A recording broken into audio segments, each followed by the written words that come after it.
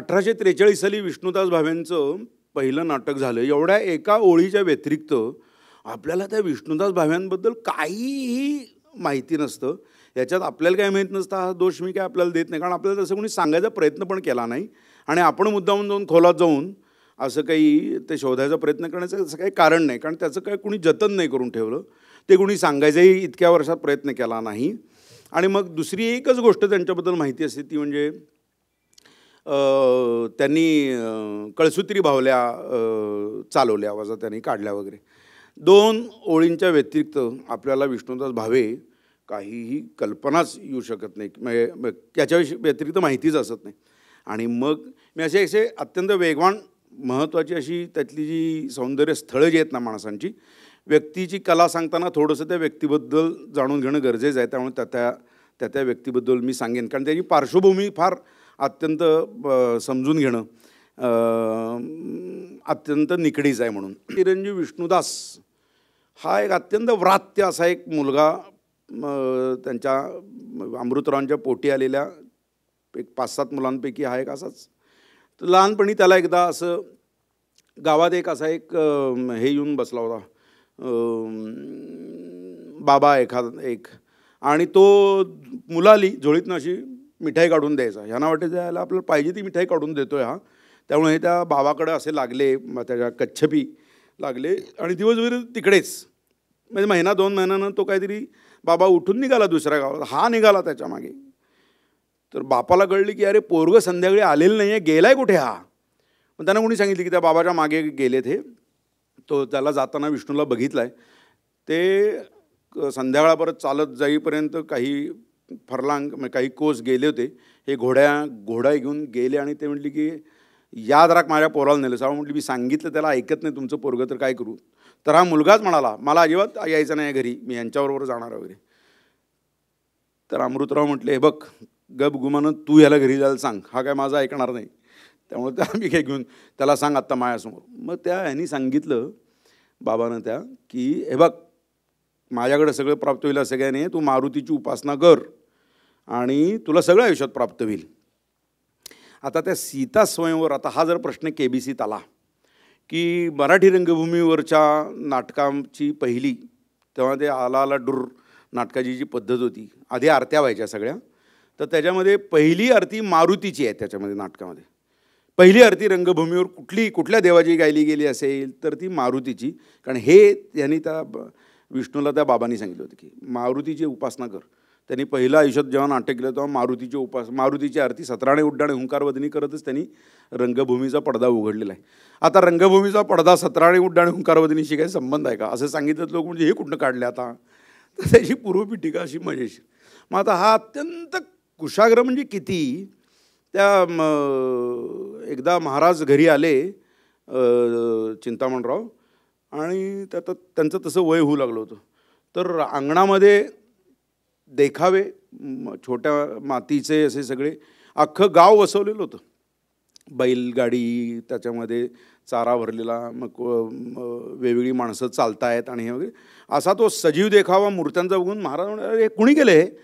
तर अमृत भावे म्हटले आमची चिरंजीव हे. ते म्हटले अरे डोका याच्याकडे, त्याला पाठवून दे माझ्याकडे.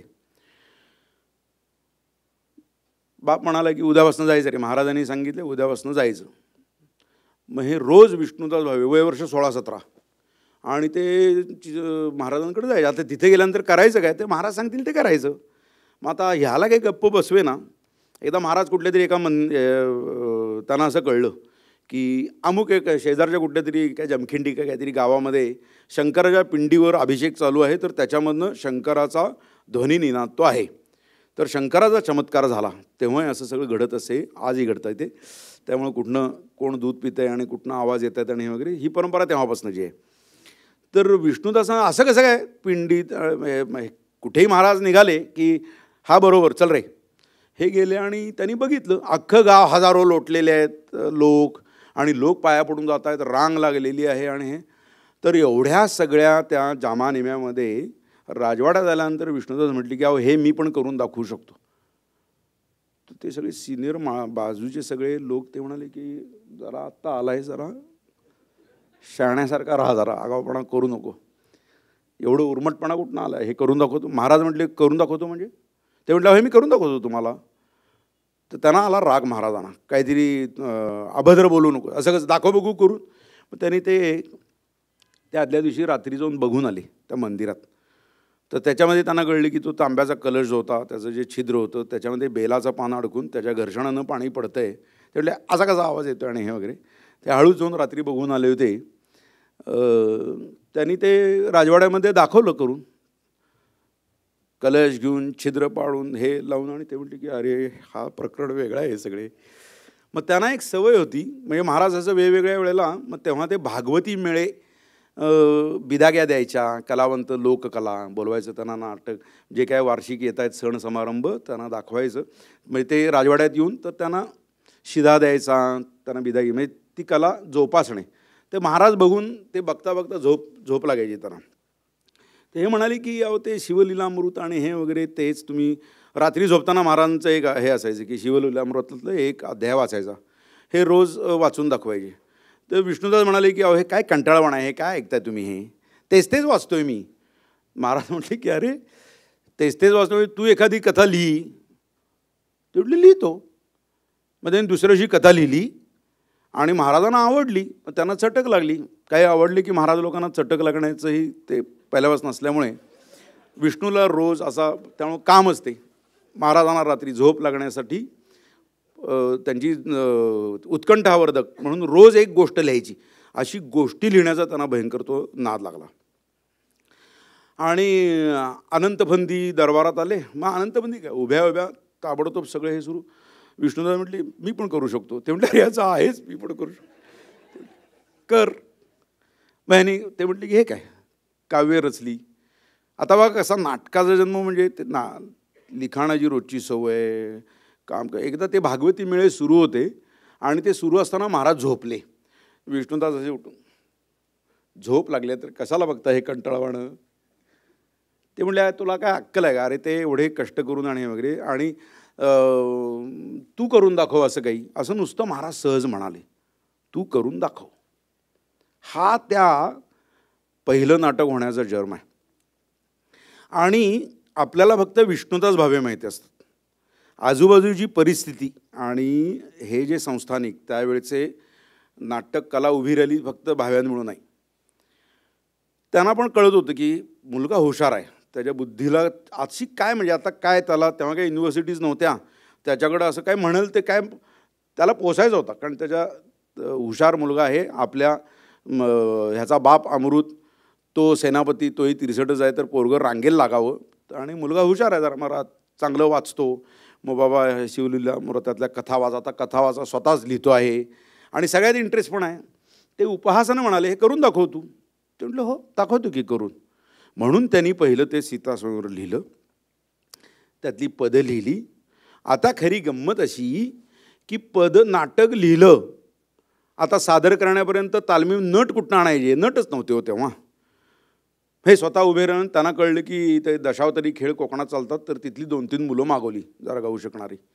त्यामुळे ती काय सदू गोरे वगैरे अशी ती 2-3 मुलं त्यांनी बोलवली. पण बाकी सगळे कलाकार गोष्टीत पाहिजेत, राक्षस पाहिजेत, देव पाहिजेत, सगळे पाहिजेत. मग त्यांनी दवंडी पिटली की असं असं नाटक सादर करणार आणि सर्व कलावंतांनी ज्यांना काम करायचं आहे त्यांनी यायचं. कोणी आलंच नाही. मग हे आपले काम कोण करणार. म्हणून मग दुपारी संस्थानातलं सगळं जेवण बिवण झाल्यानंतरचे रिकामे आचारी, माळी, पाणके, दुपारानंतर ज्यांना वेळ आहे ते सर्व लोक, तेव्हापासूनच नाटक हा निरुद्योग्यांचा काम आहे अशी ती सगळी सुरू झाली. निरुद्योगी लोकांचा हा खेळ आहे, ह्याचा उद्गम तिथं झाला.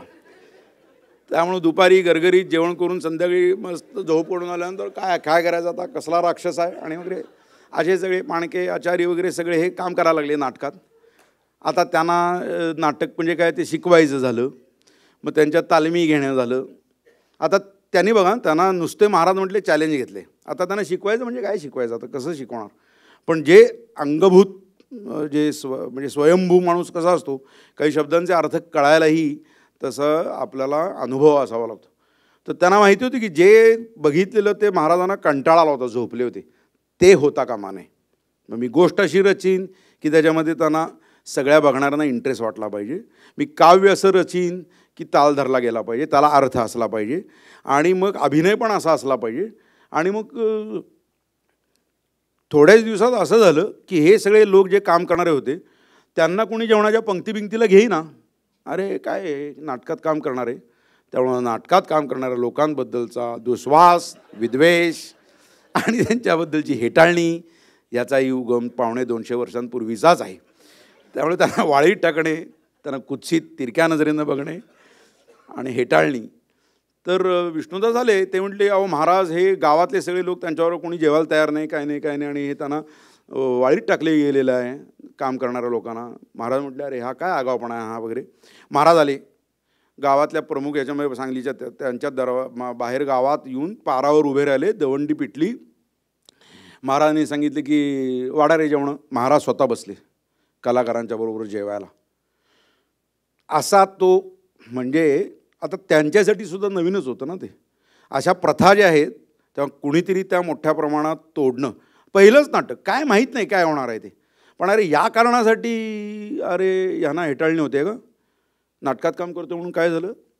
ते स्वतः बसले, सर्व लोकांना जेवायला बसवलं, तेव्हा लोक शाणे झाले. मग महाराजांनी दवंडी पिटली की नाटकात काम करणाऱ्यासाठी महिना तनख्वाह वजा, वेतन वजा, पगार मिळेल आणि शिधा मिळेल वगैरे.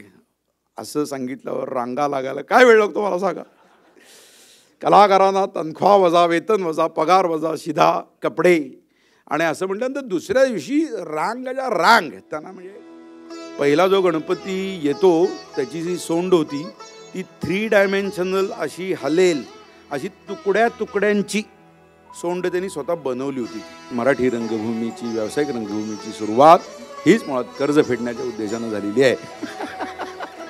कोल्हापूरच्या नाटक मंडळीचं नाव होतं चित्तचक्षु चमत्कारिक नाटक मंडळी.